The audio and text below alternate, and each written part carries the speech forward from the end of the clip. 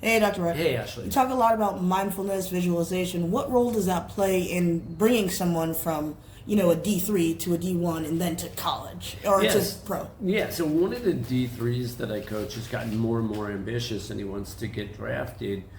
Some D3s can get drafted, right? That's going to require next level of focus, commitment to excellence. But in his case, we got to make it playful again because he's so determined he's gotten overly serious. So paradoxically, you still want to make the process fun. Hey, Dr. Wright. Hey, Ashley. Aside from like physical skills, what mental skills separate good athletes from great athletes? Mostly in what I call enhanced focus, the ability to hone in and focus intensely and yet not overly intensely. Like it's like an intense, relaxed focus. It's paradoxical, but the ability to hone in and drop in the zone, and that is unique to top athletes and to people that train their minds. Hey, Dr. Wright. Hey, Ashley. Games aren't actually long. How do you encourage athletes to get right back into the moment? Well, that's part of your journey off the field for on the field and vice versa. Everywhere you go, you're training your mind. So we're bringing our focus back into the moment by breathing, observing, and or communicating. This kind of process is something that we're doing everywhere in life. You go on a date, you're training your mind, right? You're having a conversation with your mom, you're training your mind. So wherever you go, I'm inviting people to train their freaking mind. So when they're on the field, it's just easier.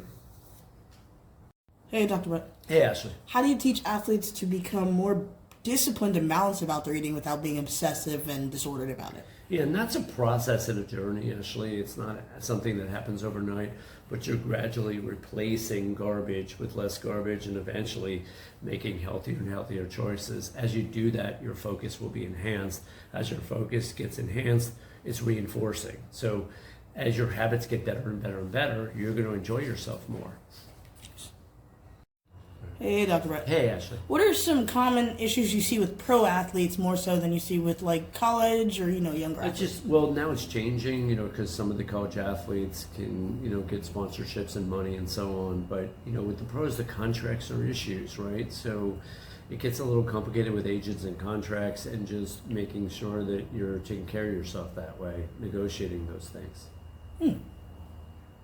Hey, Dr. Brett. Hey, Ashley. You have an athlete who's a top performing athlete, but his coach just doesn't seem to quite know how to communicate with him. What are you going to tell him? Well, I'm going to get the athlete to become a better communicator and get really proactive with the coach. So maybe the coach might not have the super high skill sets, but if I'm coaching the athlete, eventually they will. Hey, Dr. Brett. Hey, Ashley. You got a top athlete, he's clearly performing well, but his coach just can't seem to communicate with him properly. Okay. Hold on, what's I'm about to sneeze. It's happening, I promise. Bless you. Bless you, my child. Thank you. Hey, Dr. Brett. Hey, Ashley. What would you tell a kid who has it? They have the talent, they have the looks, they have it all, but they don't quite have the mental game yet, and they think they don't need a sports psychologist.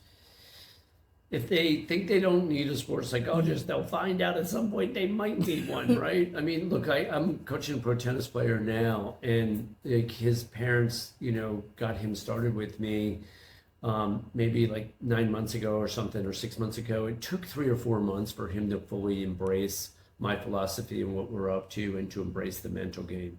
And now he gets it. So sometimes it takes a little while that's the art of my end of the equation, is to kind of motivate them to understand, how and why this is so important.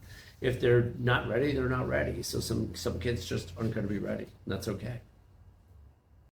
Hey, Dr. Brett. Hey, Ashley. You just get out of college, it's your first spring training, it's your first, camp, it's your first whatever. What are you telling this kid going into it?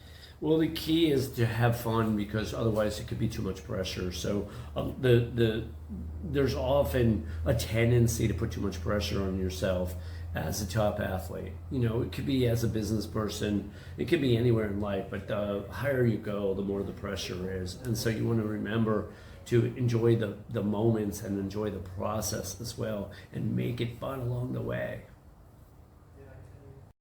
Hey, Dr. Brett. Hey, Ashley.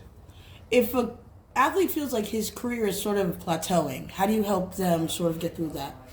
Well, plateauing can occur anywhere, and so I like to help people like change their states, you know, revitalize their energy. So breath work, meditation, you know, most of these athletes are exercising really well, but their relationships can affect their level of proactivity and their plateauing nature, right? Meaning like you can get to a place where if you're eating poorly or drinking too much or partying too much or just not really paying attention to your energy level at the next level, then you're going to plateau. So really it's about enhancing your focus and enhancing your energy field.